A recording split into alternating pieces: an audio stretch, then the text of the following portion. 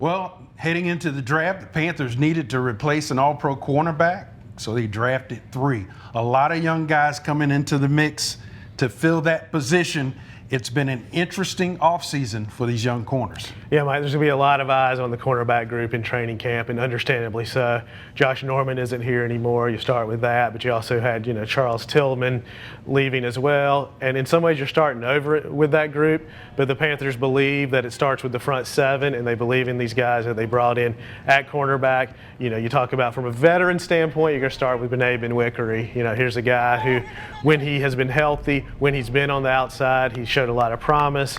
He's had some time at nickel as well, but the Panthers want to see what he can do on the outside. Well, when we talk about that, James Bradbury coming in, a young man who played collegiately at a smaller school, he's got a tough learning curve. Yeah, he does. And you come in as a second-round pick. Look, the expectations are high, especially with what Carolina did at the cornerback position with Josh Norman leaving and now being in Washington. Of course, this is arguably the biggest storyline facing this team, the one everybody's going to be concerned about because of what they bring back on both sides of the ball. The real question mark is, how is this cornerback position going to shake out? James Bradbury is the first rookie that came off the board for Carolina. Drafted him in the second round. Mike, as you mentioned, comes from a small school. He's got a lot to prove, but they love his size. They love his ability to jam receivers at the line of scrimmage. Be very curious to see how he and the other young corners show when the pads come on in training camp, because we haven't seen that yet, and when those pads come on, we'll get a sense to see how they can handle themselves at the line of scrimmage. Well, we also drafted Darryl Worley out of West Virginia and Zach Sanchez out of Oklahoma.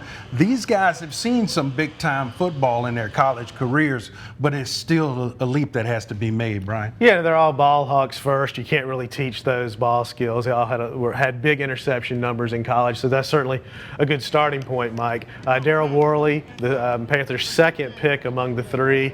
He and Bradbury got some time on the first team during OTAs with Benet recovering from an injury. And then, Sanchez is a guy they've tried at nickel. Nickel, specifically is going to be an interesting position to track, see what the Panthers plan ends up being there. It's not really clear right now what direction they're going to head there. Well, we know one guy will be in the mix, Robert Mcclain. He came in late in the season and was really a great find. Yeah, people can't forget about Robert Mcclain. And really, you talk about last year, that playoff run for Carolina, again, the cornerbacks were a question mark. You go into that NFC Championship game against Arizona, how were they going to handle those explosive wide receivers the Cardinals were going to throw at them? Well, Robert Mcclain and Courtland Finnegan at the time were 2 guys that they brought in, and they did the job. Finnegan, of course, not here. Mcclain still is, and he's trying to stake his claim on this defense. We know all about the young guys that they've brought in. Robert Mcclain's been kind of that veteran that everybody's kind of just written off, but he's obviously here to prove a point that he belongs in this defense for another year.